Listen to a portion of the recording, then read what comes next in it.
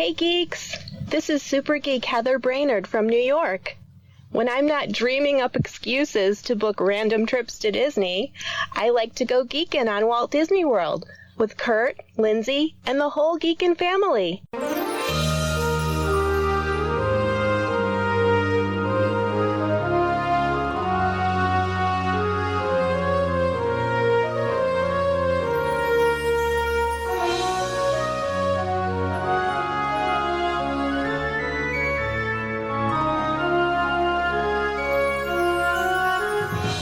Hey Disney World geeks, Curtis Stone here, and welcome to episode 379 of the Geekin' on Walt Disney World podcast. And this week, Super Geek Kennedy Young shares her 10-night Disney World trip staying at Pop Century with her parents, her husband, and her young daughter. Well, if you're new to the podcast, welcome. I've been doing the podcast for over 6 years now. I started the podcast with my daughter, Lindsay, and we started talking about our Disney World trips, and then we began to bring other Disney geeks on to tell their trip stories. And you listeners are awesome. You're positive, you're caring, you're generous to all our listeners. We always keep a family atmosphere here. And before too long, the listeners started calling me the Podfather. And I continued to bring you guys on to tell your Disney World stories. We'd love for you to come on the show and tell us all about your Disney World trips. It's a great way to get some tips, hear some stories, and find out what's going on in the parks and lots of different opinions on food and all the new attractions coming our way.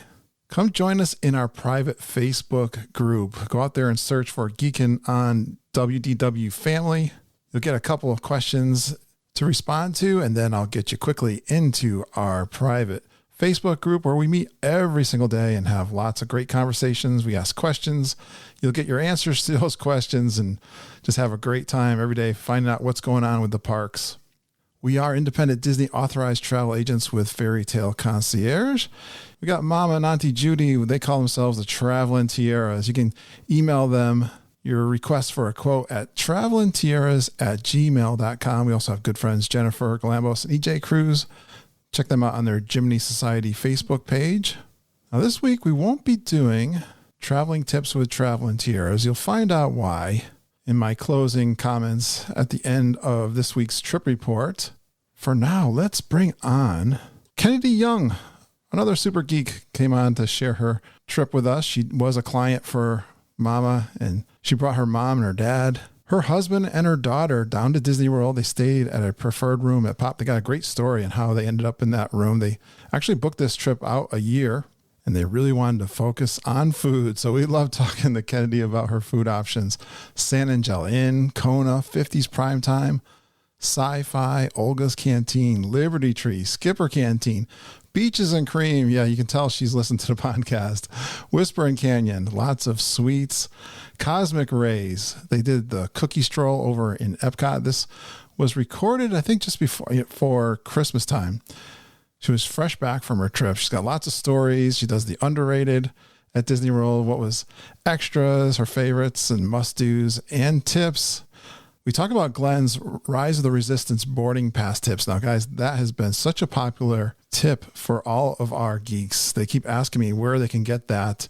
I'm going to play it at the end of this show, so you hear Glenn's audio recording from that. It's also written up on my website, geekinonwdw.com. But, you know, I dream of 10 days or more in Disney World like Kennedy did.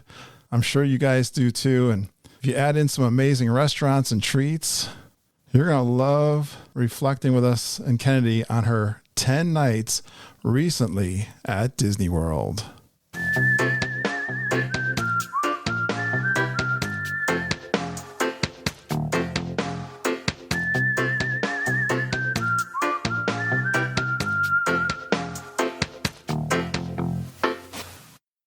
Well, I'm always excited to do trip reports with people from the group who use us as travel agents. I like to give them a little extra special attention.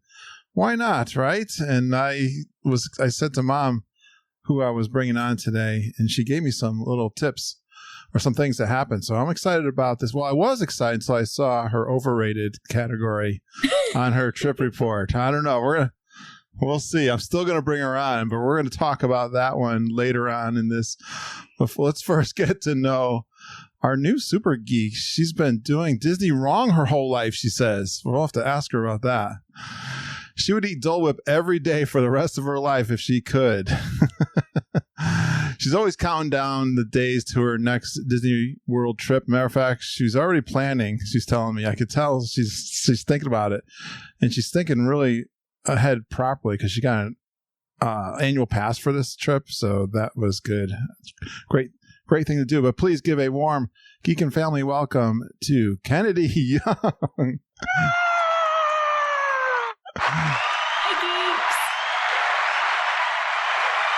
Hi, geeks. I think, Kennedy, are you excited to be on the show? I am so excited. I'm so excited. I was just waiting for the moment for you to message me, and I was like, yes, let's do it. I know. I don't really always know the reaction I'm going to get, but I was just telling you, I'm very fortunate that it seems like I've been doing this 370 times, Kennedy, but I swear every time I bring on these geeks from the Geek and Family, they're all excited. They got great attitudes. They're so awesome, aren't they? They are. It's a great community. I'm trying to get my dad on board. I told him, I was like, I'm going to be on a podcast tonight. And so I'm going to send it over to him, and hopefully he'll join the Facebook group and stuff because he's absolutely just as in love as I am. Oh, cool. Yeah, absolutely. Share with your friends and family, our group. We'd love to have them. And thanks so much for booking your trip with Mama and Auntie Judy. How'd that work out for you? It was great. And they are so patient. I mean, I booked out this trip as soon as we were able to do those dates. And I don't know how many times I changed my mind on the resort or tickets in general. It was ridiculous. And I'm sure by the end, they were just like, this girl.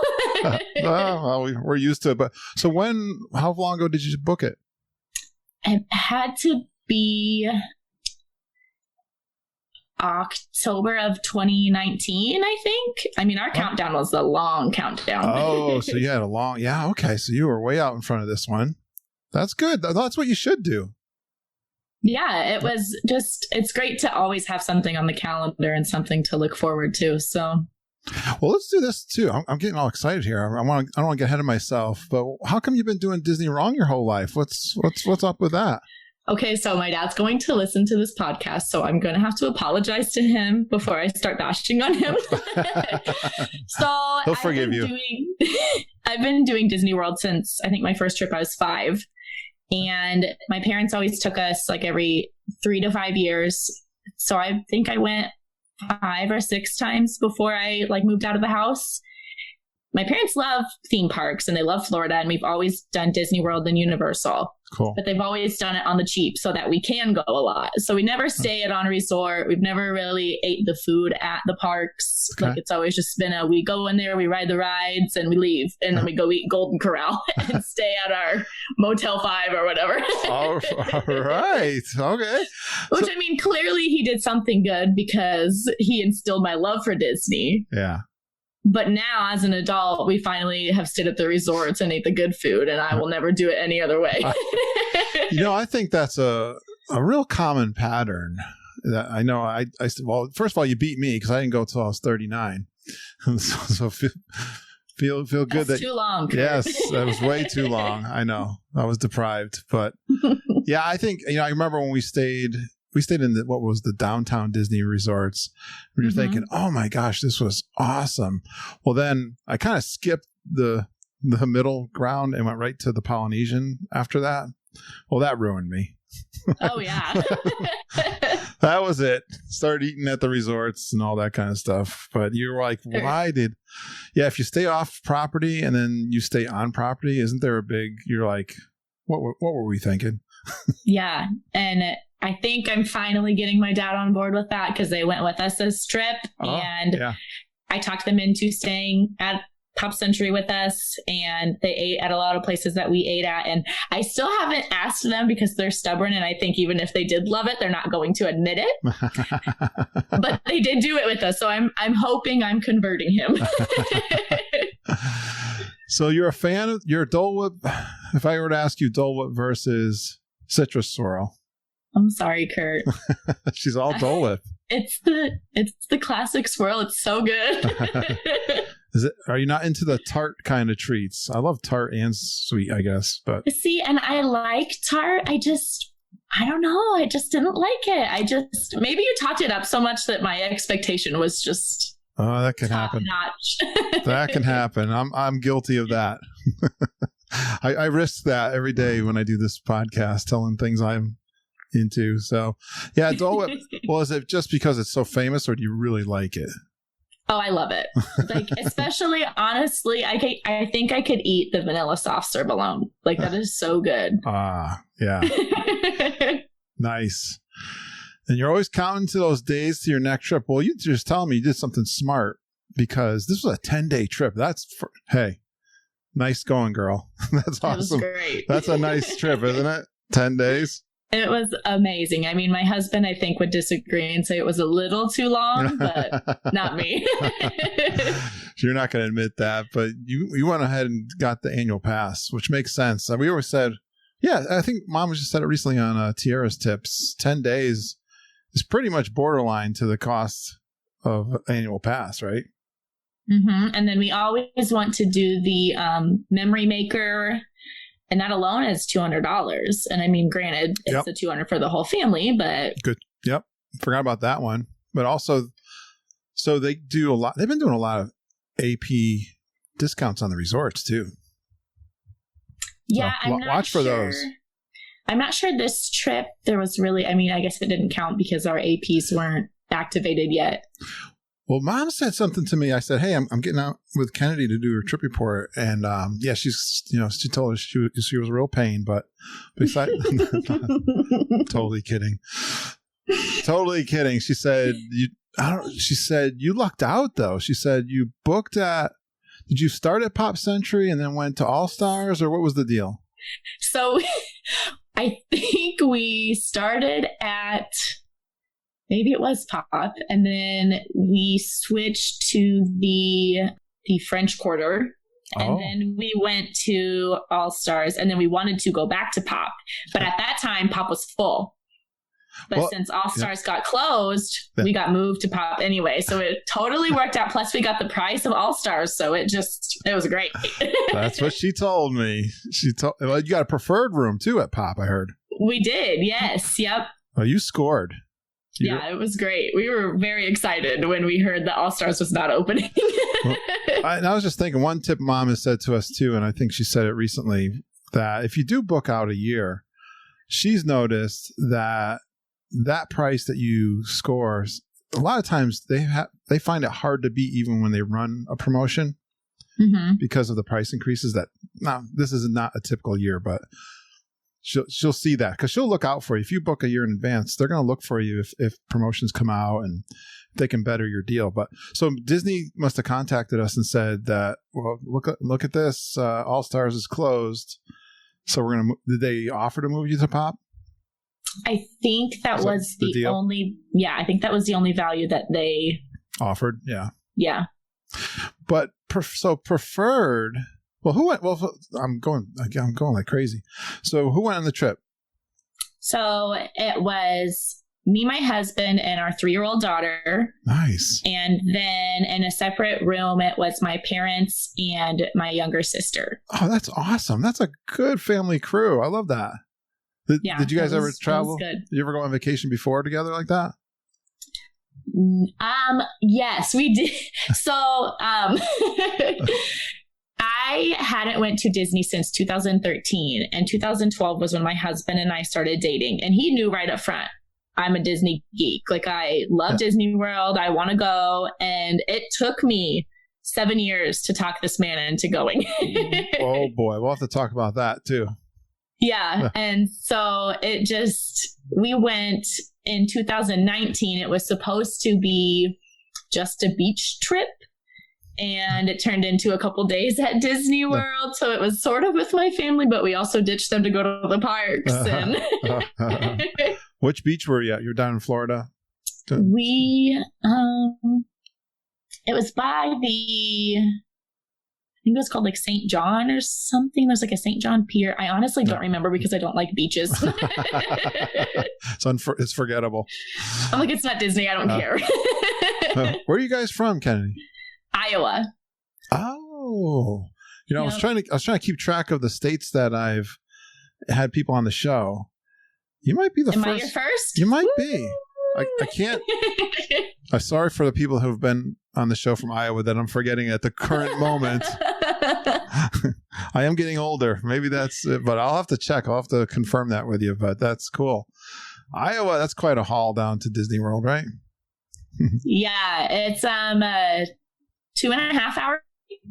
Not too terrible. But if we drive, it's a full 24 hours. So. Yeah, it's a little longer than me. Not that much. All right.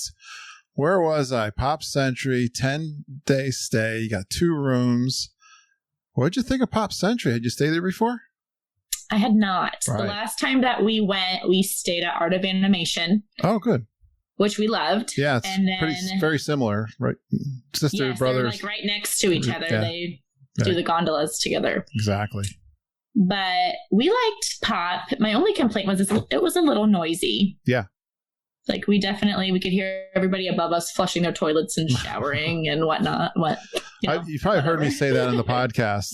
That's if I were going to make if you want to call it a complaint, even there's more people around, right? There's a lot of small families. There's just more activity than you notice if you stay even at a moderate or a deluxe for sure. It seems there's more gangs of people, I guess. Oh yeah. Right.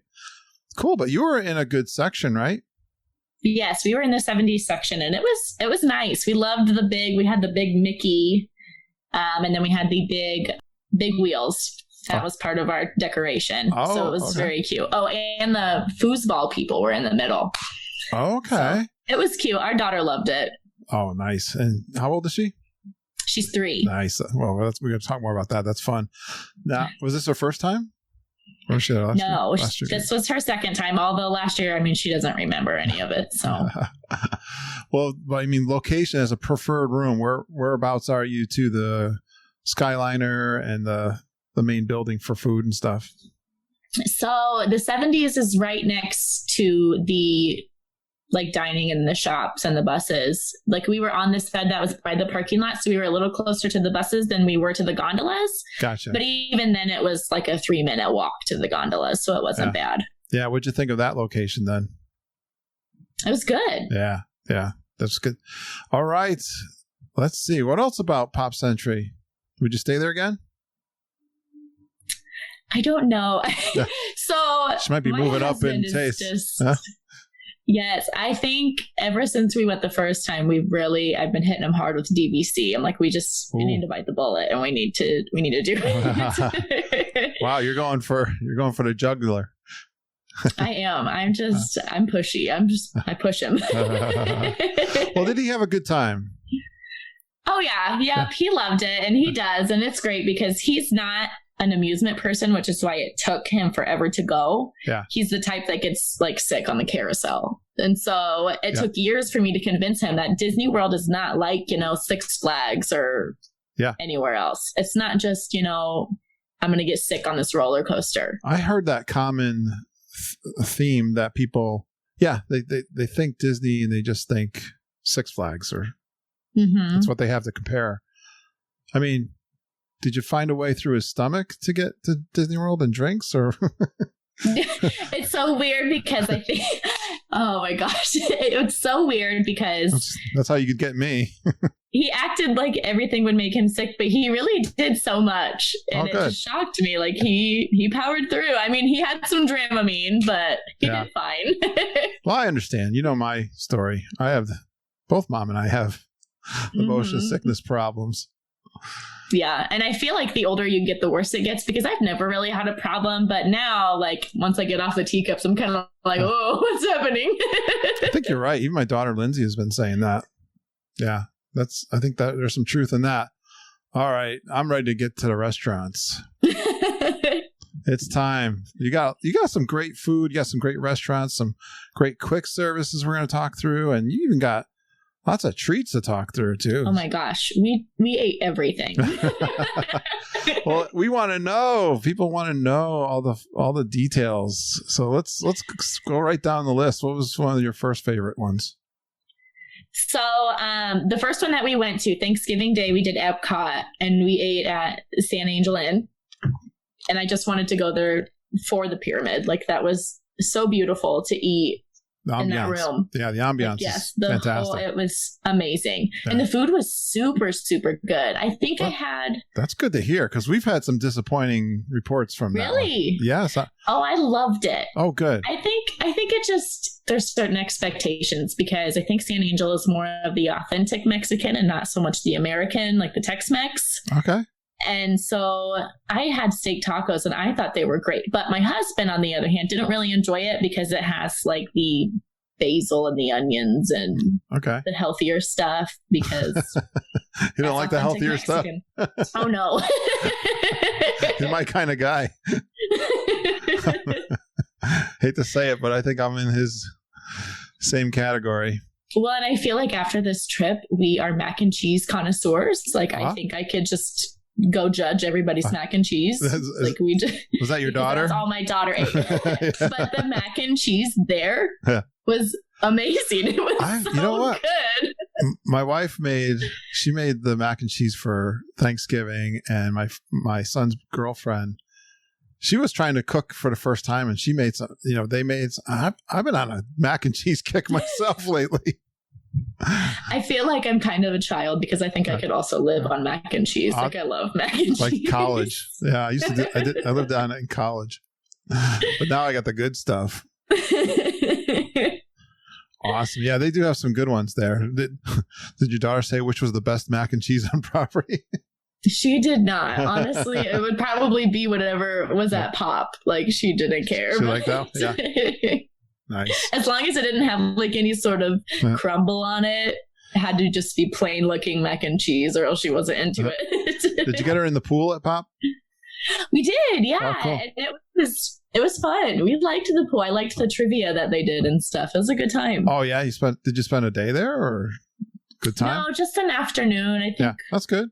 Yeah. It was whatever. I think it was an Animal Kingdom day, since they closed at 5, that we hopped in there. Gotcha. Yeah, you had that advantage this time. So they play some games with cast members and stuff. They did some song trivia and some character trivia. And cool.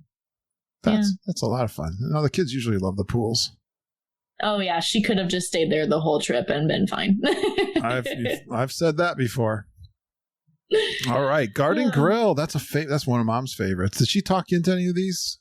Is she? No. So we do we're YouTube geeks. Like, we just watch all the people. Okay. We watch Molly and Tim and just everybody. Okay. And so I think that's where a lot of our decisions were based on. But we loved Garden Grill. I mean, I will say it was different with the whole social distancing aspect, because Haven was a little too short to be able to peer over the chairs to see them very well. Yeah, because you couldn't it was so good. You can't hug the characters and stuff, right? Yes, and I will say that was just my biggest complaint this whole trip, is I just can't wait to hug Mickey Mouse. Like, it just, you see them and you can't touch them, and it just kind of makes it sad. I've heard that. That's come through the podcast too. Yeah.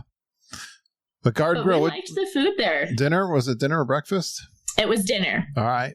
What'd they have? Yeah, it was dinner. It was mashed potatoes, green beans, turkey. There was cranberry sauce. Oh, it's like rolls. It's like a Thanksgiving. Yes, it was like a Thanksgiving. Like, it reminded me a lot of Liberty Tree, because we ate there too. Okay.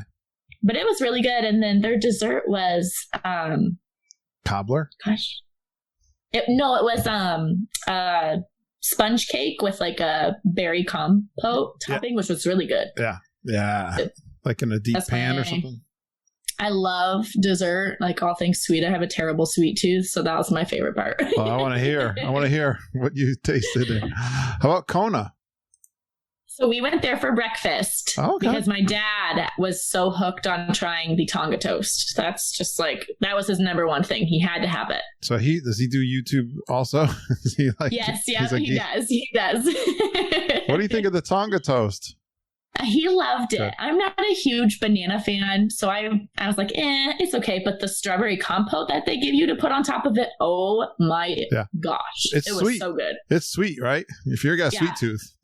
It was amazing. That's the breakfast for a sweet tooth. It's very sweet.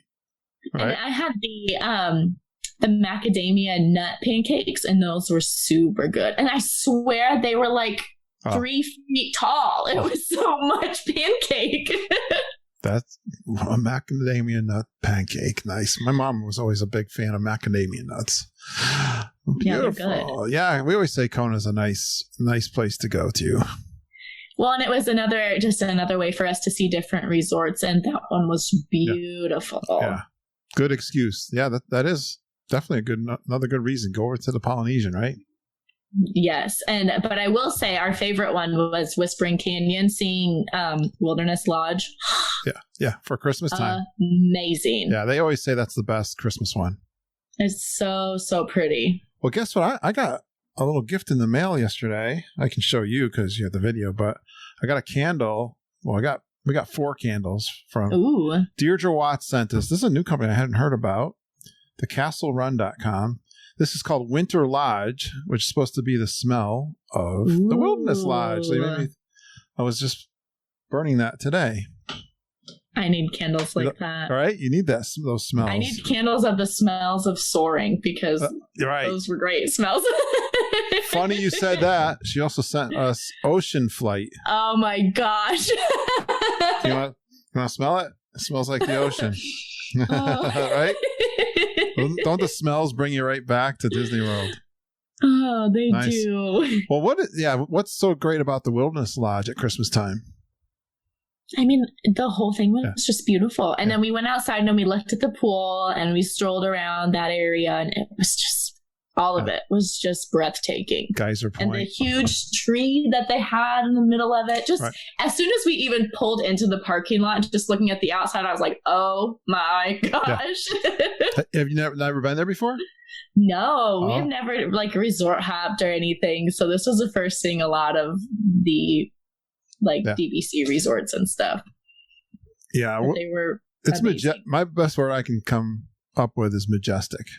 Yes, it just, you could cry just looking at it. It was beautiful. But because it's rustic, it's got that homey feel to me too, the Wilderness Lodge. I got to stay there one day. I've never stayed there. Really? Yeah. I'm kind of shocked, Kurt. That's one of the, thank you. Yes, you should be. It's my wife's fault. I've been begging her to go to the Wilderness Lodge. We did tour the DVC rooms there, and she was very happy. The new ones that they've put in there. Mm-hmm. She thought they were really nice. So I thought I might get my chance. All right, 50s Prime Time, one of my favorites. That one was good. We ended up getting the platter with everything. Like the meatloaf and the stew and the. Oh, really? Is that like a family style thing? No, it's called, what was it called? It was like Mama's Favorites or something, and it just had a little sample size of everything. That bell just rang in my head. Yeah, that makes sense.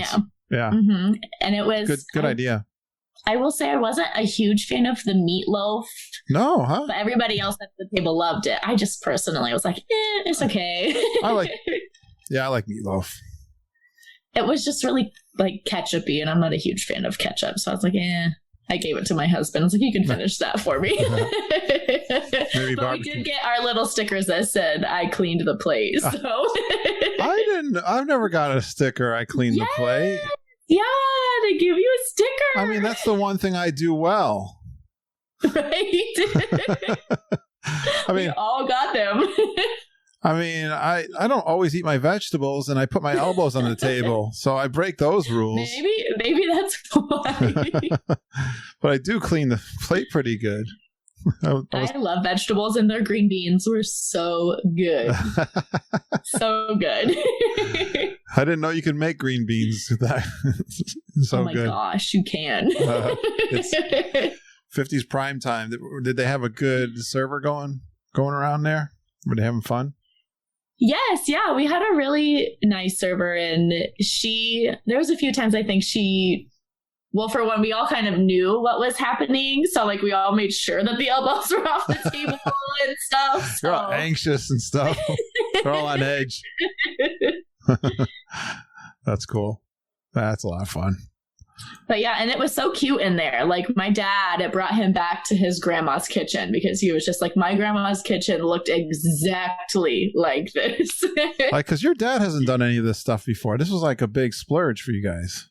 Oh, yes. My mother was so anxious about it. She's like, we're spending too much money. This is ridiculous. And my dad was like, we are doing this because it was his birthday over this trip. Okay. And that was kind of his excuse to do whatever he wanted. I love it. I'm glad he's trying. I'm glad you guys are trying all these restaurants. They're good ones. Well, and it was nice to go on his birthday. He got so many free desserts. There, see that? Like, I was like, I need to come on my birthday. He got everything. Like, that was, going back to Kona. The dessert tray that he got for his birthday was so cute. And it had like 6 petite little like treats for him to try. And it was adorable. Really? They had a dessert tray. I only get like a cupcake. Oh my gosh. No, it had like a couple truffles and some macarons and wow, a couple other things, and it was for breakfast. Super cute. Yes, it was amazing. Although the last time I was at where was that place I was at? It was at Coronado, and sitting there, and the guy who was cleaning the tables and picking up the garbage, he was in such a good mood. He's walking around, I had my birthday pin on it. I must have my birthday pin on, and he says, "Oh, it's your birthday. You know, you get to pick anything from the case."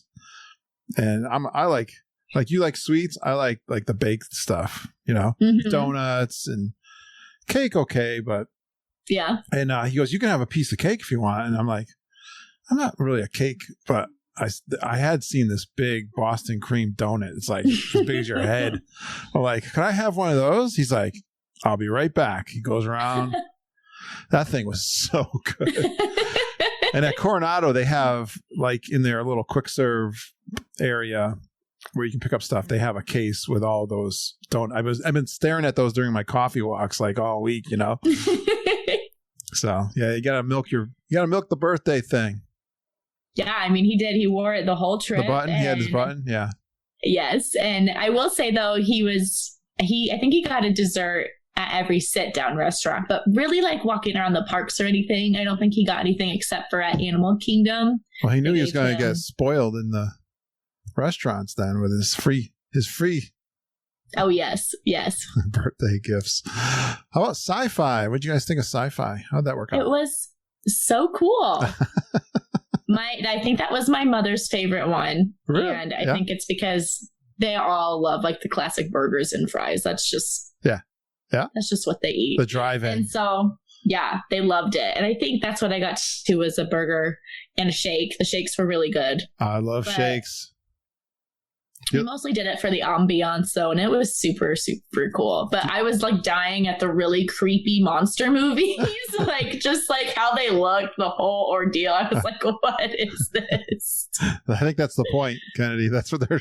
It was so funny. That's what you're supposed to say. What is this? I recognized an actor in one of those. Definitely one. There was someone I'm forgetting now who it was. Like. Someone like really kind of famous, like probably before they were famous kind of thing. I was like, I had to Google it like right away. I know who this guy is. Sure enough. It was always just women in bikinis or their one-piece swimsuits on a beach and some weird sea monster is coming out to grab them. And I'm just like, what? Space monsters and stuff. Yeah. Awesome. I love the sci-fi. Yeah, that's a lot of fun. That's pretty unique. Well, and the price is relatively cheap. Yeah, I mean, yeah, we would definitely go back to that one. Those are 2 unique ones. Very, very much so. They're in Hollywood Studios. 50s prime time and sci-fi. Good ones. Oga's. What did you guys think of Oga's? Oga's was amazing. And our server was, so he went by Pham. It was Pham. But he was so enthusiastic. He threw like 50 coasters at us because, you know, they're like the really cool Star Wars coasters. So he wanted to make sure that we all had like 1 million to take home. That's cool. I know I must have some. I got the hanger bar here. Yeah, we got so many of them. Nice. Those are fun. No, that's good. We all got the drink that makes your mouth numb. You all got it? Yes. And you knew about it. This was not a surprise, right? No. We loved it. Like we all took a sip. We're like, wow, this is intense. Right? And then my daughter got one that like made all like this dry ice, like yeah, that's fun. Smoke or whatever, yeah. And it was fun to watch the little pearl things that pop in your mouth. They were like floating all over the place. That's right.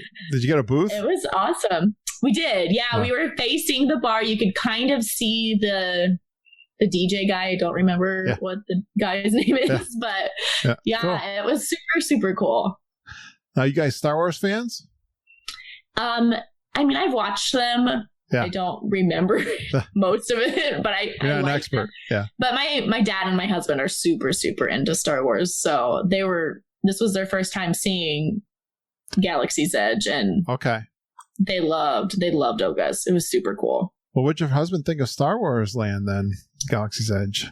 He loved it. Yeah. They had an appointment. They built their droids and did all those things. And then we had to do child swap for Rise of the Resistance, which that ride was crazy. Right. Yeah. Like so immersive. It was amazing. Cool. Did he do a lightsaber too? He didn't. Mm-mm. Oh, ooh, there you go. That'll get him back. Tell him next time he goes, he can do a lightsaber. Yeah, exactly. Because, that'll be my bribery. That's right. Tell him, and I'm not kidding about this. People have said that is like the best experience at Disney World. Is the lightsaber? Yeah. Oh, I'll have to tell him that. I'm not even joking. I've had more than one person say that to me. Oh. There, use that one. That's for free. I'll have to. No charge. Go Google that. Yeah. Let's go look. Go do a YouTube on that and see if I'm not right. I'll have to, like right after this. There you go. Good job. Liberty Tree. Good old home cooking there, right? Honestly, that was probably my favorite. No kidding. Loved it. We had it the day after Thanksgiving because we went to Magic Kingdom on Friday. Okay. But it was just good, wholesome food. And the toffee cake, I could have ate like 5 of them. They were amazing. Couldn't you get one to go for breakfast? I should have asked or something. I bet they would. The food was just super, super good. My only thing is we had like a sour experience because our server, because we were in the, we were not actually in that Liberty Tree. We were, what's that place called with the piano? Oh man. We were next door in the extra seating. Oh, okay. I don't know if I'd heard that before. Yes, because they're spacing everybody out. Oh, that makes sense. Yeah. The building next to it, which I'm totally blanking on. Horseshoe Tavern? Yes. Yep. Oh boy, there was a deep cut in my memory. So we were seated there. And so our server, of course, had to do a lot of running back and forth. Yeah. And my husband ended up moving his arm and knocking over his glass and breaking it. Like it spilled and the glass broke and it was everywhere. Dramatic. Yes, it was bad. And our server was in the other room and there were servers everywhere. And a lot of them like looked at us and did not help. And I was like, oh my gosh. And my husband's just like scrambling he's so embarrassed and he's just like trying to fix everything as much as he can. And so embarrassing. It was. I'm not good at that either. Oh my gosh. But they have turkey, right? That's a turkey meal. Yes. Yep. And they had some sort of roast. I think there was roast too. Yeah. But it was really good. Oh, like the pot roast. Yes. Yep. Oh, I love the Disney pot roast. I've been saying that recently. It's so good. It's like melts in your mouth. Yes, it's amazing. They have it in a lot of different places. I know. They do, because I think we had it at Whispering Canyon and at Garden Grill. Yeah. That makes sense. They even have it at some of the quick service places. Do they? Yeah, like ABC Commissary. I think I saw it. Well, no, I was thinking it was Docking Bay 7. Oh. In Star Wars Land, yeah. So it's good everywhere I've had it. See, here's the mystery one. Skipper Canteen. None of us liked it. I get 50-50, I think, on this one. Not one of us liked it. We only went there because we were going to Magic Kingdom on the day of my dad's birthday and we hadn't had a dining reservation. And my dad was like, well, I want to eat somewhere. Yeah. And so that's what he picked. And I mean, the ambiance was great and our server was great. Like the environment was amazing. Yeah. The food just wasn't good. Missed on the food. I was smart and I looked at the menu ahead of time and I knew none of it sounded good to me. And I got an adult mac and cheese. So I was fine. It's adventurous. Yeah. My husband got the pork chops and it had like a teriyaki sauce. And he was so hungry that he ate it anyway. But after he ate it, he was like, that was terrible. He did not like it. So Glenn Kessler, don't stop listening to my podcast because it's Kennedy that's saying it, not me. I'm just making enemies everywhere. No, you're not. Citrus swirl and my pork. No, we haven't even gotten to the citrus swirl yet, Kennedy. I love having fun with that one. No, Skipper Canteen can be adventurous.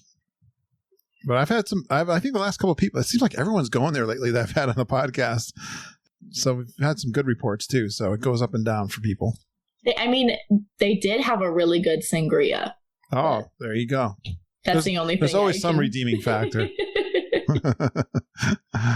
well, I put Beaches and Cream in my top 3. How's that one fit in there? How'd that work out for you? We loved it. Totally go again. As you said before, did I overblow Beaches and Cream? No way. No, it was so good. Okay, thank you. So good. Although I'm so disappointed in myself. I put everything in the dishwasher and I don't read things.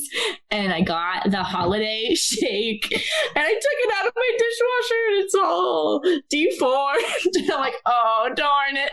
Oh, what is that? What is it, a cup?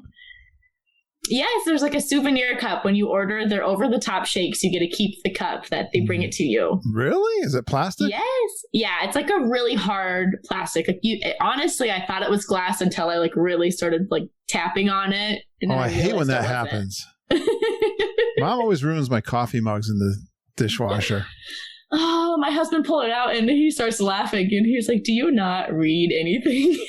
You know how many damaged Disney World cups and mugs I've had over the years? Glasses that are broken. And it's one of my favorite things is to get the souvenir stuff, the souvenir mugs. I mean, that was half the reason I got the shake is I just wanted the cup. And then I didn't know they had that. I'm depressed now, Kennedy. I don't even know if I can continue. This is horrible. But did you get the No Way Jose? No. Oh, that's the ice cream. No, my parents got the mini kitchen sink thing. Yeah, mini. They have the mini. Yeah, they got the Minnie Mouse one. Mini pants. I think they got the Minnie Mouse one. Yeah. Mm-hmm. I got a couple of those up behind me. If you could look real careful. I was gonna say I don't know if I can. If you can see them. Can you make them out? Maybe. There's 2 Mickey pants and 1 mini skirt. Yeah, so they got that, and they had a holiday shake, and it was vanilla ice cream with a... Oh, you went just for ice cream? No, we had food too, but obviously I'm going to talk about the dessert first. She skipped right. You're not supposed to skip the dessert first. You're gonna ruin your meal.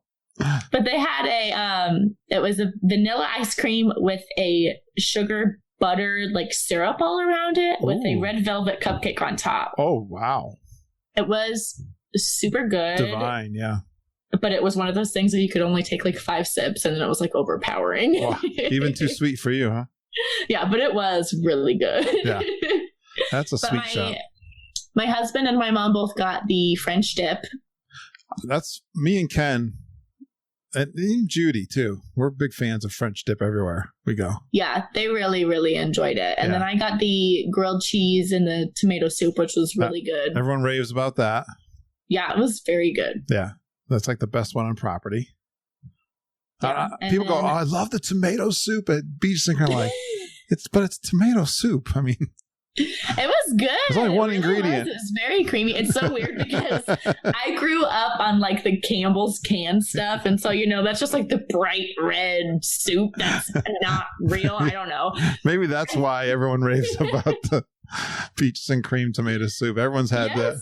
And it's like actual real homemade like, tomato soup isn't red. It's like an orange, creamy color.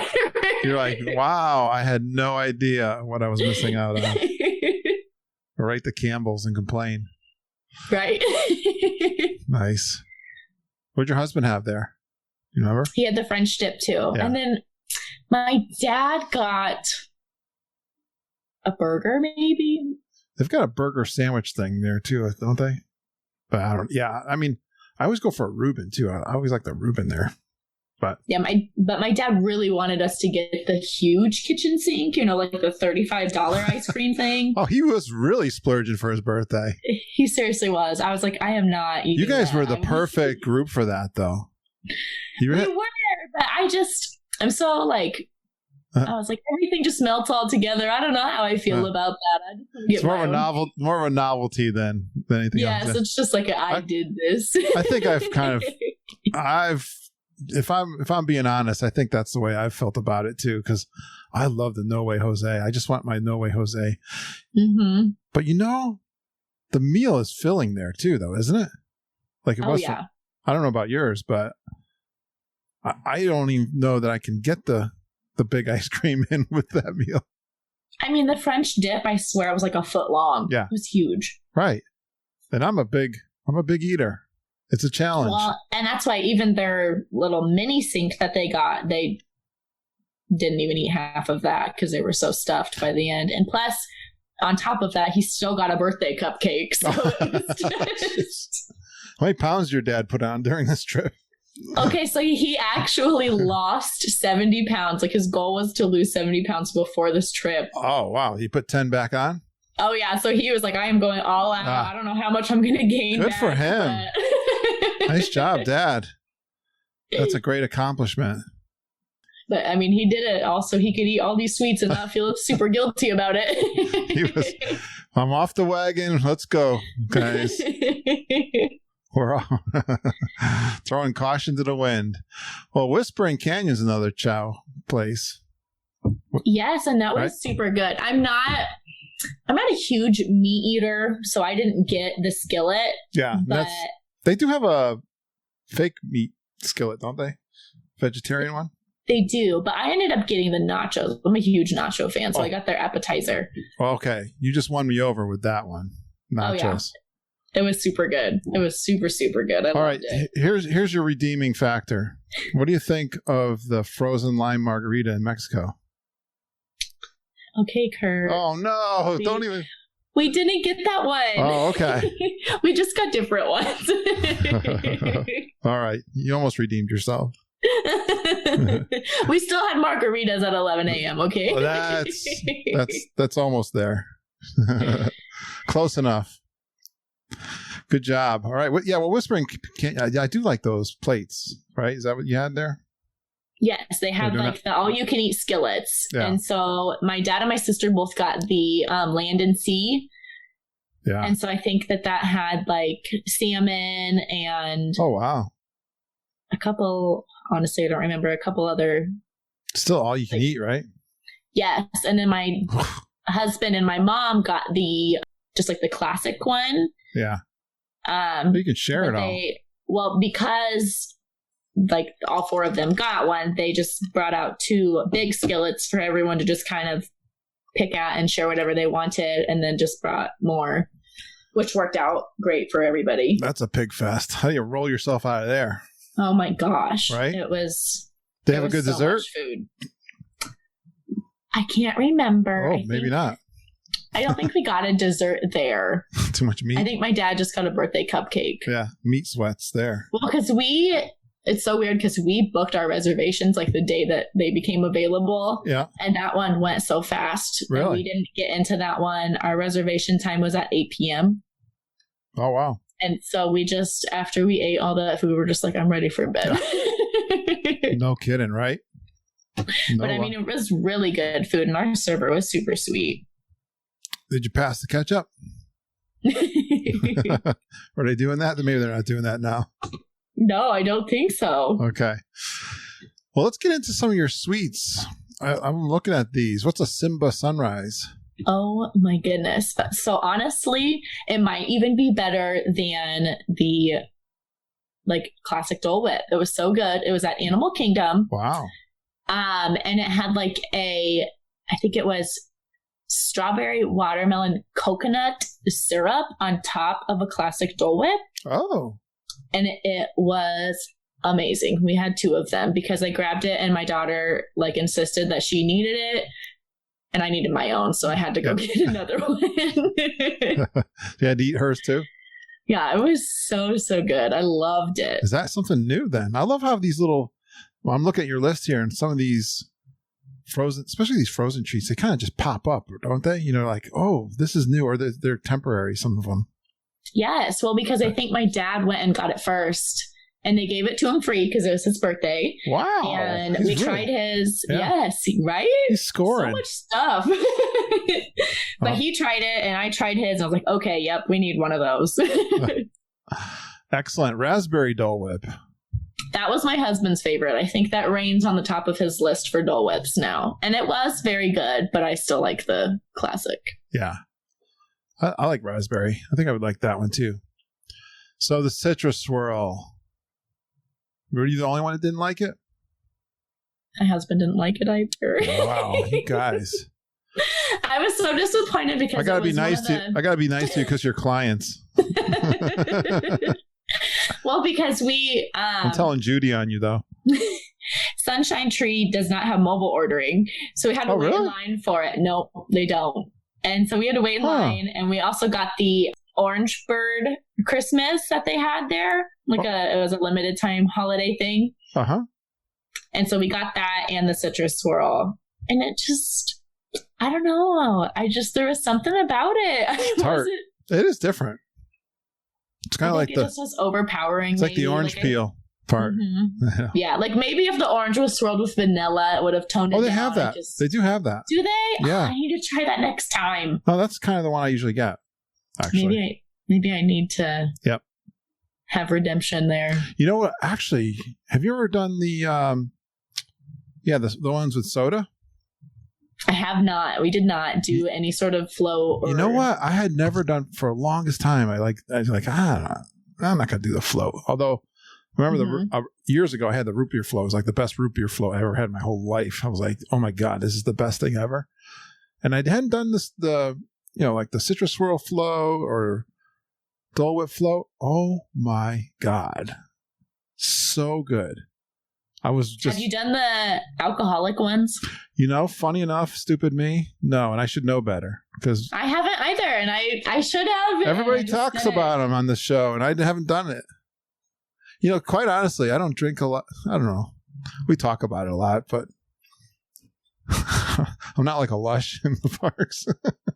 No, I practically only drank in Epcot. That was about it. Like when I want to have like a frozen dessert, I don't really need alcohol in it. Yeah. Actually, the one that I hated the most, I had, talking about beaches and cream, I had the one, I love Guinness and I love milkshakes. Mm-hmm. I found out I don't like them together. Oh, no. So someone else's husband said, she says her husband had it and she said exactly what I was thinking. She said, it looked good because it was Guinness and it was vanilla shake, but they don't go together. That's how I feel. I've always been terrified to try Bailey's because I love coffee, but I'm like, I don't know. Oh, yeah. My son gave me some of that. I've had that recently, but you just made me think.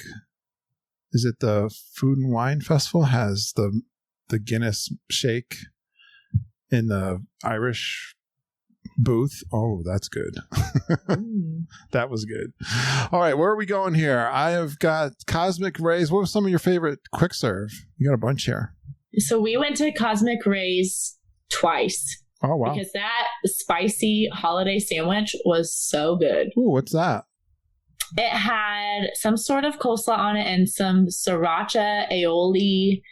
And it had the cute little like Mickey stamp on the bun, like the Christmas Mickey. Oh, it was super good. So is this a pork sandwich, like a barbecue sandwich? It was chicken. It was just like a fried spicy, like the Chick-fil-A spicy chicken sandwich, kind of like that. It was that good. You had to go for two? Oh yes, it was amazing. Cool. Yeah, no, I recently saw someone with the bun with the Mickey on top. Yeah. It was so cute. I loved it with this little Santa hat. That was another thing that I think it was because we watched That's creative. Molly from All Ears eat it. And I was like, ooh, yeah, I want that. Yep. I saw it somewhere too. Someone posted it in our group. Beautiful. Any other favorite quick services?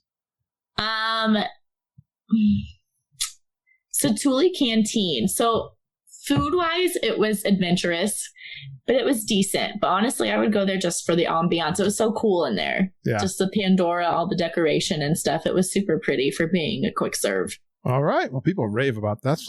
That one's like the favorite for everybody usually. Yeah, it was super, super neat.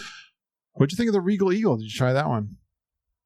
We did. It was okay. Yeah. I feel like we just get so much barbecue here at home, and that was more my husband's choice. Yes.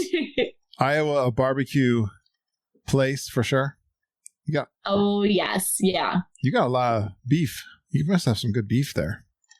Yes. And we have close friends that their parents actually own a restaurant called Smokey D's. Like, it's been on diners, drive-ins, and dives and stuff. We eat there all the time. And it's one of those places that I don't think they can beat that place. So, well, no. When you're in the middle of Epcot, that's kind of a hard... Yeah, I can understand that. I'm excited because it's a barbecue place in Epcot. But my husband did get daiquiris from there, and he thought those were pretty good. Very cool. What kind of margaritas did you have in Mexico? So my dad got that, I'm blanking on what it's called, but it's like a spicy one. Like, it had spices around the rim. And I thought that was super disgusting. Yeah, I don't like stuff on the rim anyway.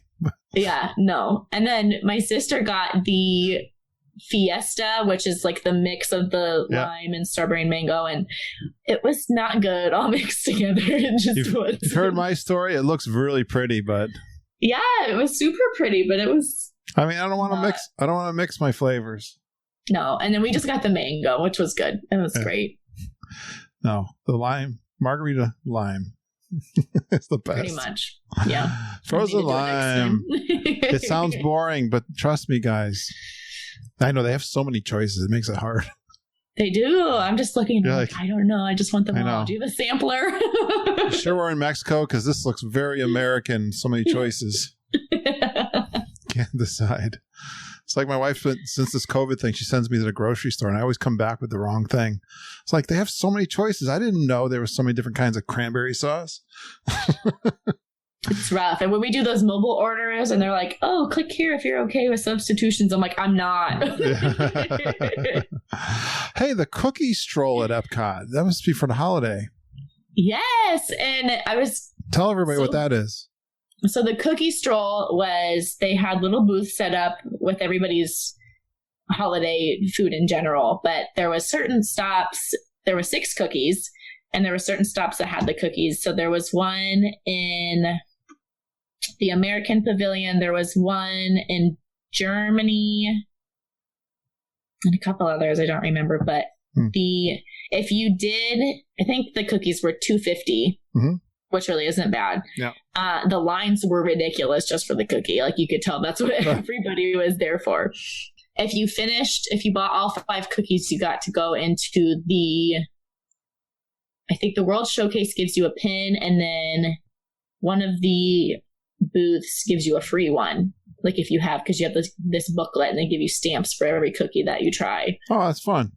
Yeah, it was a nice little, just like, something to try. No, absolutely. Those things at Epcot, the little sticker books, do those. How are the cookies? They were really good. I think I had someone do this in a previous year and weren't that impressed with the cookies. So the first one that we had, I'm going to need to look it up because it was, I forget the name, and it was super, super good. In America? No, I don't think it was in America. It was Bavaria, and it was a Linzer cookie. Ooh. And it had this cute snowflake cutout. It was like a sandwich cookie, and there was like jelly in the middle, and it was amazing. Oh, good. Best cookie I had by far. It was super good. I'm so glad to hear this.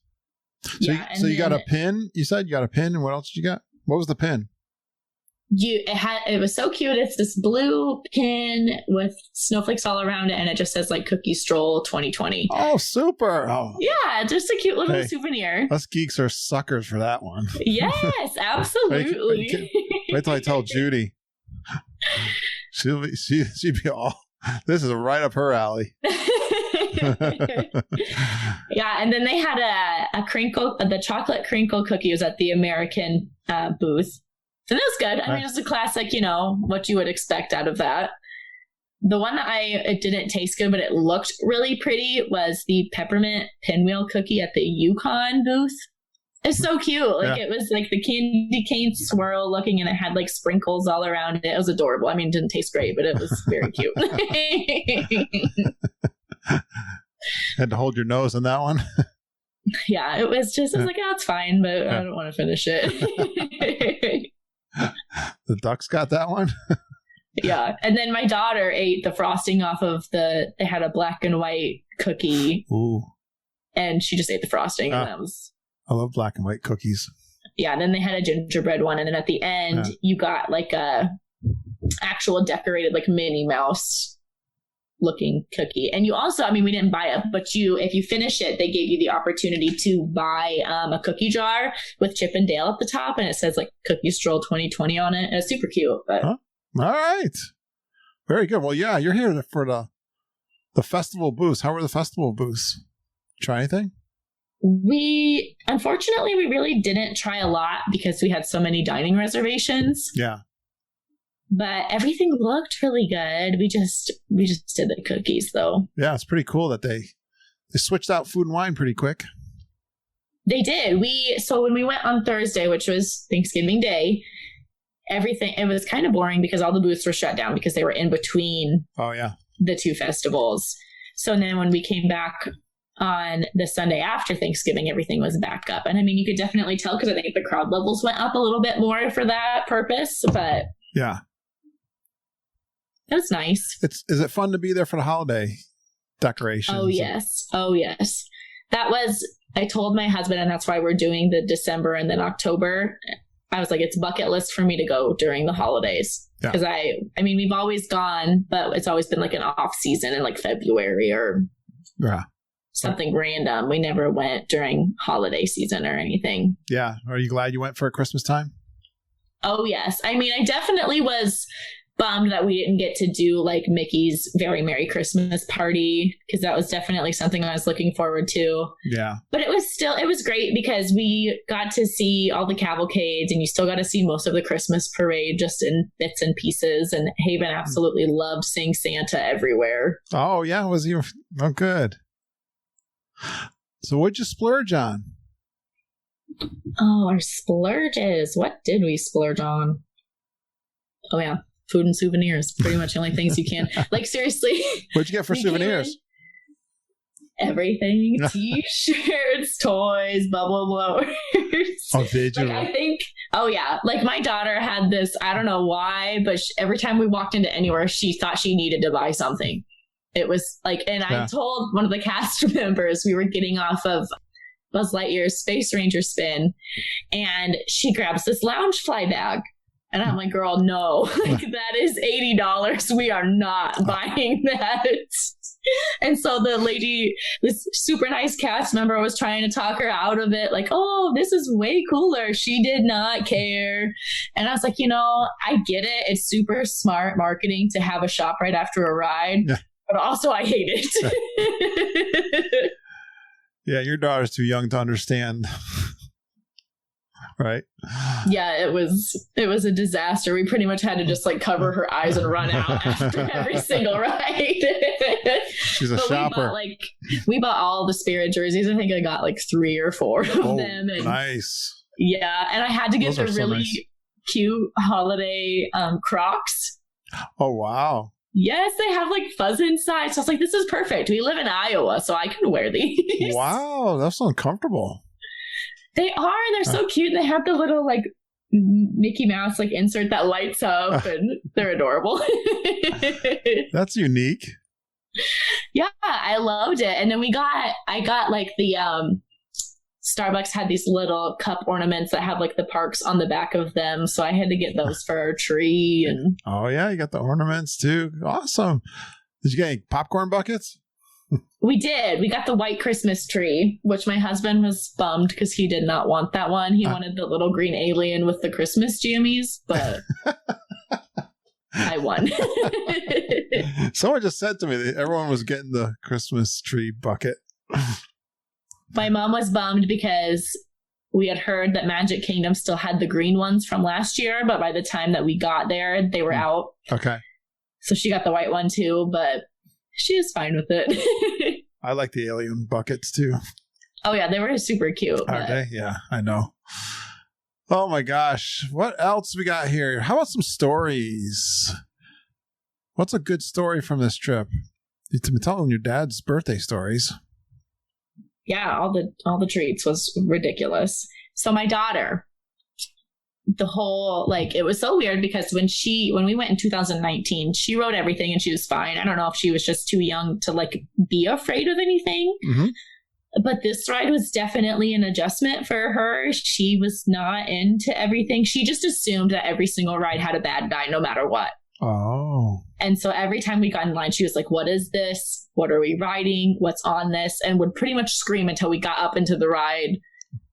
Wow. And then be silent. And then finally, towards the end of the trip, she was perfectly fine. Like something switched in her and she was like, okay, this is fine. And we rode Mine Train like 5 times. I was like, what? Who is this child?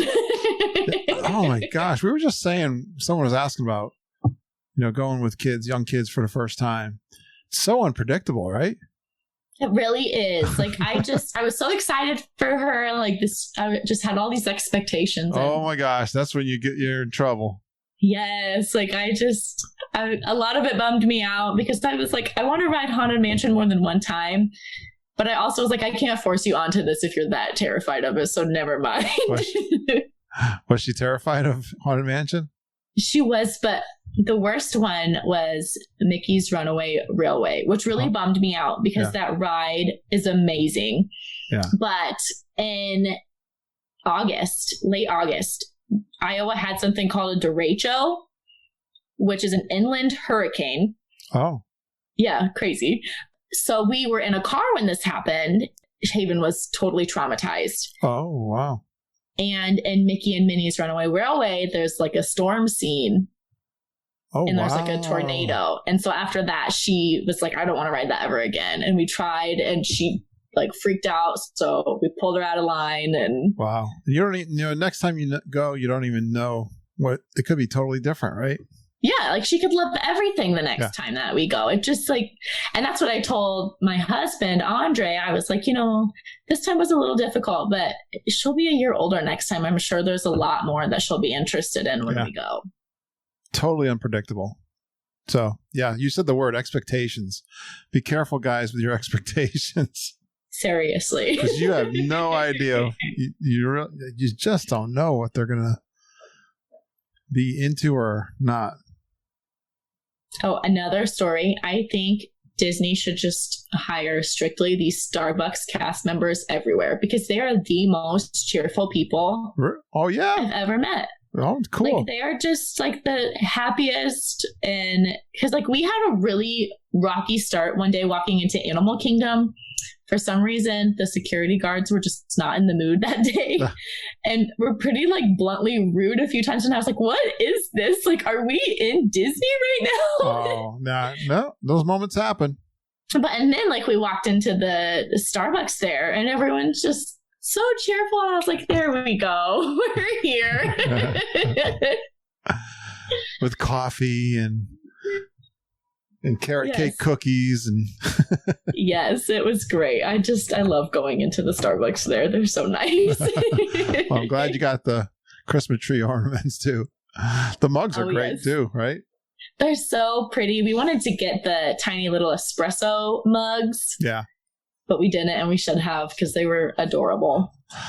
Well, I'm going to skip your overrated. We already know it's Citrus Swirl. We'll move on to the we don't like to be downers here on my podcast. Let's go to the underrated stuff. What do you think was underrated on the trip?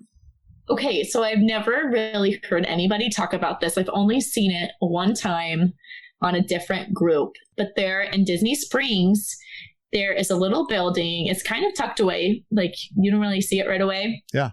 But it says like, it's like a photo pass place. So if you have the memory maker, it's free, but you just go in the building. They have these green screens and it takes like 5 minutes. You just do a few different poses and they come back on your phone, and they were the cutest. Good. Yeah. I loved them. Like they were super corny because it's green screen, but adorable.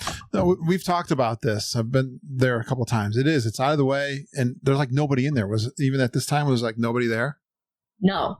We were the only people in there. I think there was one person leaving as we were coming in. I've had that same experience. We were there once with the Castros and their kids too. I know, but we've discovered that one too.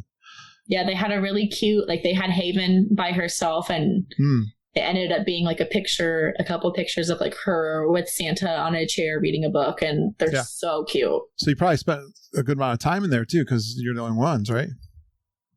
No, it was still pretty quick. Okay. Yeah.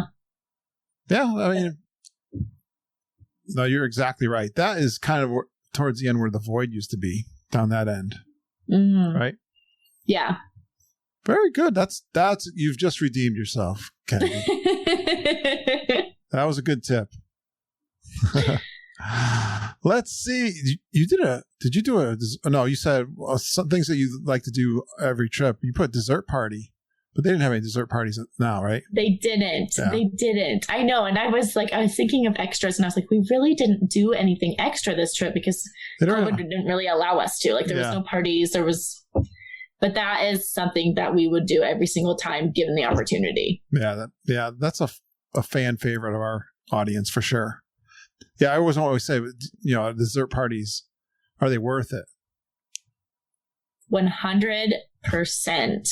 Because our last trip was a nightmare when we watched Happily Ever After. My husband decided to go to Casey's Corner 15 minutes before the fireworks. Oh.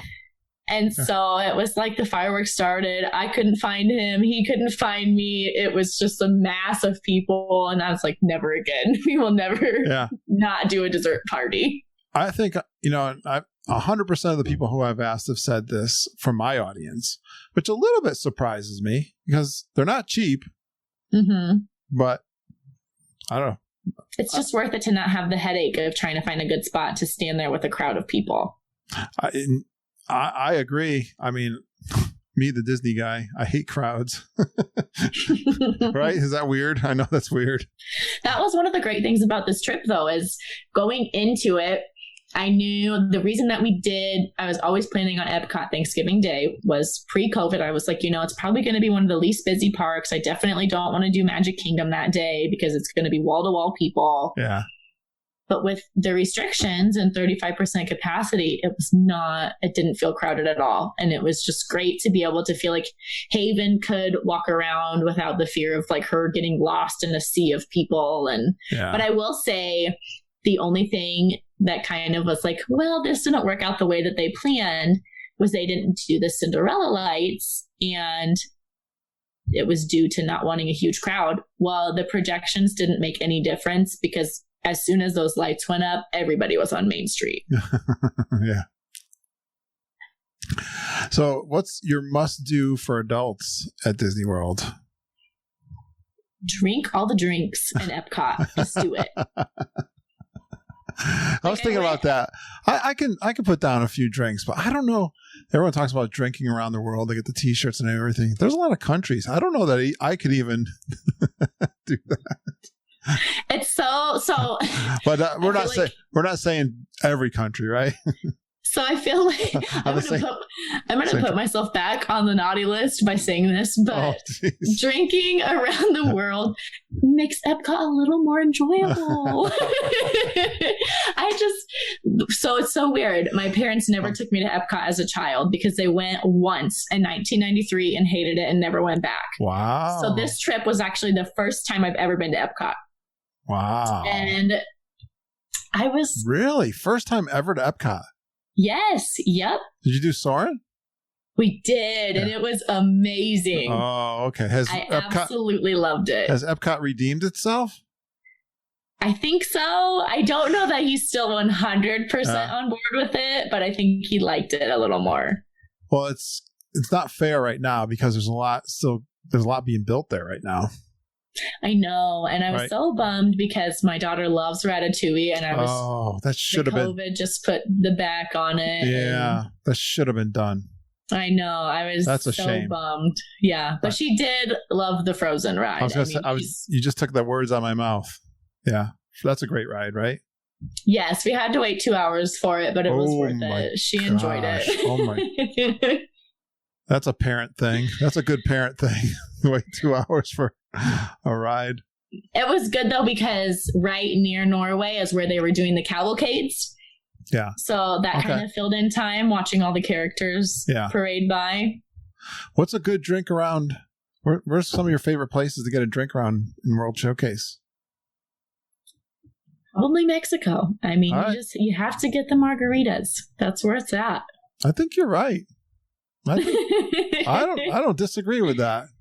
I'm not like they had a lot of holiday beers in the holiday booths, but I'm not a beer person, so I'm a beer person, so I do like I love countries. I love culture. I love different things. That's why I love World Showcase so much, I think. I love to, right now you don't get the cast members from every country.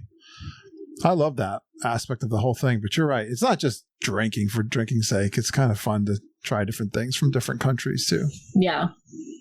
I mean, I'm not a big wine drinker, but I would love to do like the wine trail. When you were talking about the cookie trail, I think of the wine trail or stuff. Yeah. It's very relaxing. Yeah. It's super laid back. I mean, my husband and I were talking about Epcot. It's definitely a place that we would love to go next time just as adults. Yeah. Because. Yep. Absolutely. It didn't feel as immersive with our daughter just because there's so many things that she was just bored with right away that we really couldn't do. Makes sense. No, my kids were the same way when they were little. But yeah, when the entertainment comes back, it's even better. You can enjoy like a concert or something, Yes, yeah, I can't wait to go when all of this is over and you can actually really do things. You and me both, sister. We're being Mr. and Mrs. Obvious there on that one. Let's see. Anything exceed your expectations? So, a lot of rides. So, Mickey and Minnie, I mean, I knew the Runaway Railway was going to be good. Yeah. But it was so good. Like, I love that. That's good to know. I guess I hadn't really seen any, videos of the ride itself and stuff, so I didn't know what to expect. I'm proud of you then. But it was really cool. So you said you're a big YouTube watcher. Did you intentionally not watch? Well, I think a lot of the people that we watch don't try to spoil those things for you. They don't really do ride videos. Okay. Which is good because that was another thing that I wouldn't either, I think. Yeah. No. And that was another thing, Rise of the Resistance. I just expected to just get on the ride and ride. But you walk through this full experience and it was mind blowing. And luckily Haven wasn't tall enough. So I was able to ride it twice because we did child swap. Yeah. Oh, cool. Yeah. And it was the whole thing. I was just in awe. I was just thinking, I like to record the audio because I'm an audio podcast and I like doing it for my audience. But it's kind of fun to just hear the audio without seeing because you don't necessarily going to be paying attention to the audio. So I kind of have fun doing that. But it's not really a spoiler because you're not seeing anything. But no, and we did use Glenn's tip on getting a boarding pass, which seemed to work out. Did you get from your room? Did you get the boarding pass for Rise from your room? Yeah, well, I think I was waiting to get coffee from Pop Dining. So I was just sitting in. Even better. Yeah. And my dad was with me and we both were trying. And I was the one that got it. We got boarding group 58, which I think our boarding group was called around 4 p.m. Oh, okay. You're close. Yeah. Yeah. Did you use your data plan or Wi-Fi? I used Wi-Fi. I think my dad might have been on his data, but I really wasn't getting great signal. Oh, okay. With data, so I just hopped on the Wi-Fi and it seemed to work fine. So what Kennedy's talking about, if you're new to the podcast, Glenn Kessler did a very detailed rules tips to get your boarding pass. And I've got those tips on my website. And if you look in the episodes, oh my gosh, I don't remember which number it is, but he recorded that too. I might play that again on the podcast. I'm so glad listeners are using that and having success. It's kind of fun. Yes, I was like talking my dad through it. I was like, okay, he said to pull up like a clock to the second, and at this second we get off and pull this up. And he was like, are you crazy? I'm like, no, it works. I've heard nothing but success so far with Glenn's tips. Yeah, I mean, it worked perfectly for us. I got up before my dad did, and I was like, yes, I got it. And you could tell that there were so many people in the lobby doing it because you could hear people shouting. And even in the resort, that's awesome because that's kind of a new thing. I thought that was really cool when we were in the parks with like hundreds of people around. Everyone's quiet there into the last seconds. Then, just eruptions of elation. Yep, like we were in line waiting to get into the dining area, and they're like, what group did you get? And just everybody's geeking out about it. Exactly. It's kind of fun. That's kind of part of the fun of it. Exactly. Good stuff. What else? So what are you going to do next time, Kennedy? You got some thoughts of what you're going to do on your next trip? You're already kind of planning it in your head, I think. Oh, yes. So we probably won't do as many sit-down restaurants because I feel like after a while they got repetitive, at least the ones that we did. Yeah. And especially until this COVID stuff is over, I don't think we'll do another character one for a while just because, like I said, it was just different. It wasn't as authentic as we would hope it to be. And then we're also going to prioritize naps because I noticed that my daughter... For you or your daughter? Oh, my daughter. I mean, maybe a little, not so much me, but my husband. Yeah, I'm not judging. I think there's no tired like Disney time. That's right. You can sleep standing up. Right. But it was just like you could tell whether or not she had a nap that day or not because it made a world of a difference. A lot of young families will go early in the morning and then go back for a noontime swim and nap and then go back to the parks later. That's kind of... Well, and it really works out because we would always go as soon as the park opened and the crowds weren't as bad, but the crowds in the lines always seem to peak around like that 1 to 4 o'clock area. Yeah. And so it works out to leave at that time because you're avoiding waiting for a long time. And especially with the capacity stuff, there's really no point in waiting for a long time because at night, everything dropped to under 30 minutes and you could get everything done. Yeah. Yep. That's a good tip. Very cool. Well, what are some of your newcomer tips for folks? Use a travel agent. It was so nice to just like hand it off to Judy and Margina and be like, here you go. Here's what we want. I don't have to stress out about it. Here you go. They did you well. They did. They were very, very helpful. And it's also just super important to just research. I mean, one of my favorite things is to listen to the podcast and watch all the YouTube videos because I feel like there's just so much stuff that you don't know about and you're not going to know about until you hear other people that have already been talking about it. Yeah. What's something from this trip that you did from either the podcast or your YouTube or your research that you're like, yeah, that hit the mark? Well, like I said, Glenn's tip worked. That was good. That's huge. It just, well, like one tip I shouldn't have listened to was Citrus Swirl.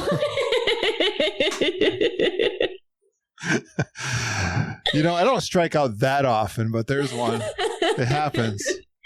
But I mean, everything. I feel like I've learned everything from YouTube and the podcast. I feel like there's just so much, like, it's so funny. It's not me either. It's all the audience. So it is. And like, it's so funny because my dad always brags about how he knows so much about Disney World. And I'm going to beat on him one more time because there were so many times where I would say something and he's like, I didn't know that. And I'm like, of course you didn't because you don't listen and watch things.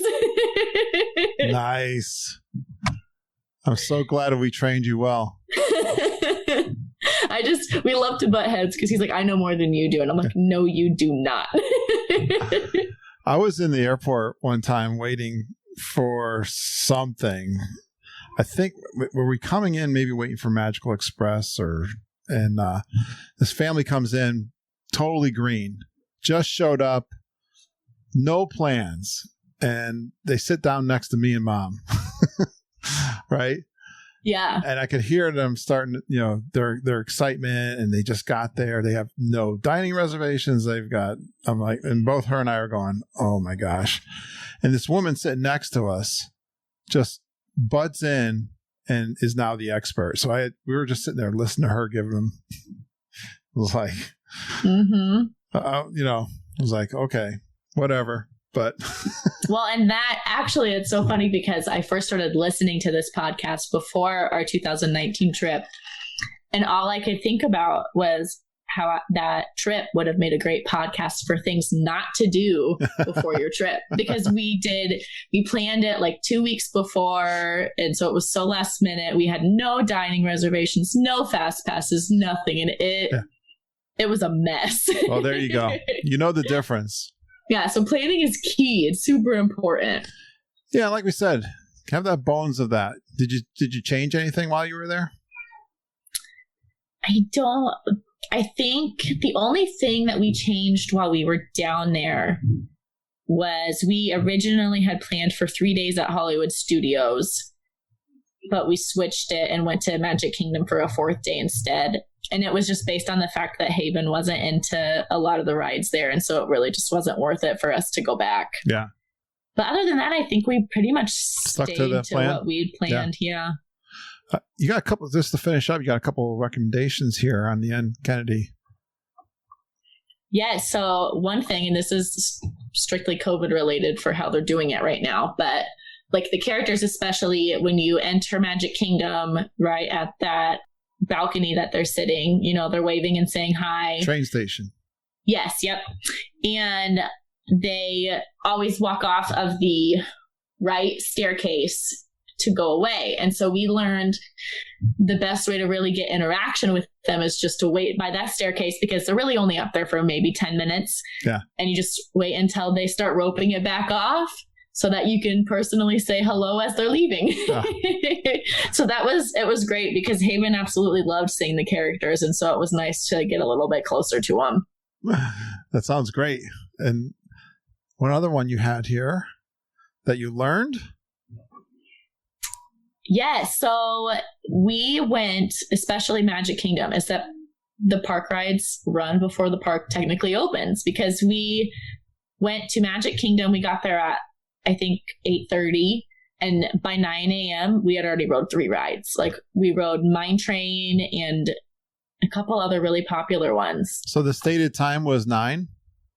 Yes, the stated time was 9, and we, for some reason that day, we were like, oh, let's just drive the car, take the monorail, because Andre's never done it, and neither has Haven. And so they let us park at 8:15. We got on the monorail at like 8:20, got through security and everything, and we were in there by 8:30, and I assumed that the rides weren't going to be riding or going. And so Andre and Haven went to get in line for Mine Train while I was in line for Starbucks. And he calls me and he was like, hey, like, this is going. Wow. Yeah. So it was a nice surprise, and it was nice to be able to knock a few things out before time was ticking. I've noticed this too. My history of Disney World is like, hey, and I have this like very specific kind of brain where, like, if they say this is it, this is what it's supposed to be. Mm-hmm. Nothing like that in Disney World. No. There's no rules in Disney World. No, and then something else that we learned when we were there is they were really strict about using your annual pass discount. Like, some of the places were fine. Like, they were like, oh, I barely see your card. That's fine. You got it. I'll give you the discount. And a lot of places were like, well, do you have your ID with you? And I'm like, my husband's like that way, and he has all that stuff. So no, I don't. Oh, yes. No, I've noticed that. Yeah, they check IDs for discounts, for sure. Well, Kennedy, did we forget anything? I don't think so. That was a great trip report. Congratulations. Thank you. I'm so excited. You are an official super geek. And I'm going to get you in our private Facebook group just for the super geeks. Everyone who's been on the show goes in there. I'll get that you. Exists? Yes, it's a real thing. Send me a picture. I'm like a super secret club now. It is. It is absolutely that. And just send me a picture so I can post and everyone will say hi to you from fabulous. That's so awesome. The Geek Club. Thanks a lot again for booking with Mama and Auntie Judy. We really appreciate, especially this year. Oh, yeah, definitely. Although you booked last year. I know, right? But thanks for being such a great client for us, too. Well, thank you. I enjoyed this. This was fun. Yes. I can't wait to do it again. Definitely. Let's do this again next year. Yes, October. Stay in touch. Maybe you'll move up to a moderate. I honestly, I was thinking of it when we were looking at the 40% off. I was looking at is Caribbean Beach. That's moderate, right? It is. With the AP, it was only like $192 a night. I was like, dang, that's cheap. And I'm not trying to be a salesperson. I'm just saying, you know what? Don't be afraid to check the price, especially if you got an AP discount. You might get surprised. Yeah. I pointed it out to my husband, and he's like, we're not doing it. And I was like, well, I'm just saying. Just check the price. Hey, we've seen some things like the tower at Coronado. They were running a deal there, so don't discount it. Even the Contemporary, which is pretty cheap, like pretty expensive, had a pretty decent price. I remember. I don't remember what AP, exactly it was. Seriously, with that AP, check it out. Yeah. Because they may run something too that we can get you a good deal on too later on when they do that for next October. Cool. Can't wait. Well, yeah. Again, thanks a lot, Kennedy. Yeah, thank you. Please stand clear of the doors. Por favor, manténganse alejado de las puertas. Great job, Kennedy. Loved your trip report. Love your enthusiasm. Thanks for coming on and being a super geek for all of us to enjoy your trip and all of your tips. Speaking of tips, I want to play Glenn Kessler's Rise of the Resistance boarding pass tips. Is something we get requested a lot on the podcast in our private Facebook group. People emailing and messaging me wondering where they can find those tips. Well, you can go out to my website, geekinonwdw.com, or you can listen to this episode because I'm going to play those tips right now. And then I'm going to do one shout out to finish up the show. Hey geeks, it's Glenn Kessler from Maryland. I'm down here at Walt Disney World, and I've been having a lot of success with the Rise of the Resistance boarding pass group selection process. Wanted to share some tips real quick with you. The first thing that I think you want to do is log out of all of your apps on your phone and make sure that any extra windows that might be open in something like Safari are closed. We're just trying to give all of the power of your phone to this process. The second thing is very, very important. Check your speeds on Wi-Fi and your speeds on your data. You can do this by downloading an app called Speed Test. I like the one from Ookla, Ookla. But the app is called Speed Test. You can download it for free and then just do a little test maybe the day before or a couple minutes before just to check which one's faster. Now do remember that even if the Wi-Fi is coming out a little faster, when you do your test, as soon as everyone around you starts logging in on that same Wi-Fi, that speed will go down.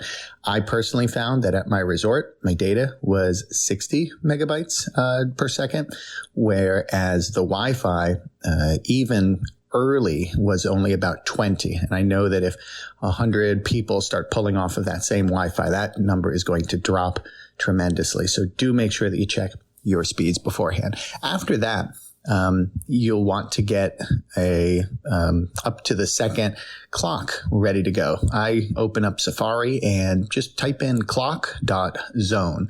That'll bring up a rolling counter of exactly what time it is. We want to wait until about 6:59 a.m. and 45 seconds. So about 15 seconds before you're ready to go. Remember that you're logged out of all of your apps except for the Safari now. And you're connected to whatever is your fastest speed, probably the data. At that point, start counting in your head down from 15 and look in on the face of your phone to see the time. It should still say 6:59. Get all the way ready to hit the join button on the My Disney Experience app where the Star Wars experience is. And as soon as your clock clicks over to 7 o'clock, smash that button, that join button, and immediately at the bottom of the screen, which will have already pre-selected all of the people in your party who have park passes for that day to Hollywood Studios. You don't have to do anything there. So just smash that first join button, and then immediately after that, the bottom of the screen, which will be another join button. That's how I was able to get boarding group 1, and I know it's worked for a few people already today. Hope this tip, very convoluted and challenging, helps to assuage a little bit of your fears and get you a good boarding time for Rise of Resistance. Take care, geeks. Bye-bye. Great job, Glenn. Thank you so much for contributing so much to our podcast, especially the painting you did, supported by a bunch of other geeks of all 3 of my dogs. And it means so much more to me right now because, well, yesterday was a tough day. We lost Luke, the 3rd of our 3 dogs, in less than 14, 15 months. And thank you so much for everyone who has supported me and Mom as we go through this tough time with losing our dogs. And Luke was such a big part of this podcast. So the shout out this week is to Luke. Yes, Luke was a black lab named after Luke Skywalker. He was a dog that my son Benjamin picked out to my surprise. It was kind of a funny story how we got Luke. Ben and I were down at a Little League banquet in the afternoon. I know just before the banquet, we went and looked at this dog just to look at dogs because we had some time to kill. And we saw this dog, Luke. Well, his name wasn't Luke yet. He was just a puppy. He was climbing over a fence and being a rascal. And then we went to the banquet later on. I had to pick up my car for getting some work done. My cousin was working on my car and went up, picked it up, my mom and Ben and I, and they started going off in a different direction as I was following them home. Well, we ended up picking up Luke to my surprise, and I did not fight it. We already had Sadie, the yellow lab. We picked up Luke, the black lab. Boy, he was tough. I used to say, Luke, a lot of families would have given up on Luke because he did everything hard. He was all out all the time. But yet he was the sweetest soul I ever knew. He would jump up on me and I would be on the couch and he would be looking into my eyes. He would take his tongue and just give this really soft kisses and just so sweet, especially as he got older. He was 90 pounds, but he thought he was 20 pounds. And he was famous on the podcast. And early on when I did the podcast, I trying to keep things as perfect as I could, but I could not help but pick up my dogs barking in the background. And someone once said that was one of the things that they loved about my podcast, is these little sounds you could hear, or my dogs barking in the background. So we ended up having fun with it and making fun of it. And don't ever be embarrassed when you're on the podcast and you've got kids or dogs in the background. I totally understand. And I kind of welcome it to some degree, and you can understand why now. Yeah, he walked hard too. I loved, how much I love going for a walk. He was tough to bring for a walk. He wasn't enjoyable till we found a harness. Boy, if you ever want to ask me about this harness, I'll give you the details on it, but it would tug a little bit on the front of him and he would stop and he'd wait for me to catch up. And then he would walk along, and he was so much fun to go for a walk after I got that harness. And he loved to walk and he loved to bark hard. And he loved to eat. Boy, no wonder he's a lot like me. Like to go do things all out. And he had a huge appetite. Jen Batchelder. I love her comment on the private Facebook group. I put a posting out there and she says, we could always tell when you were recording during his dinner time. Thank you so much for Jen. Thank you so much for all the Geekin' family. You guys have supported us so much through this tough time of our dogs getting older and passing away. And I know so many of you know what I'm talking about and understand. It's some of the postings I get the biggest comments on. We're going to miss them for sure. It's going to be rough here a few days. Thanks for all of your prayers and support, especially for Mom as she grieves pretty hard for the passing of our sweet dear Luke. So I'm going to finish this week's episode with a 30-second recording. Mom recorded this. She would sit out in the garage this past summer, and you can hear Luke barking. You'll hear the birds. You'll hear, if you listen real careful, you'll hear the little dog across the street. He's a little hot dog and bark it. And Luke is responding to him and barking. He's actually laying down in this video. I know you can't see the video, but I hope you enjoy finishing up the podcast this week with a tribute to my sweet dear Luke.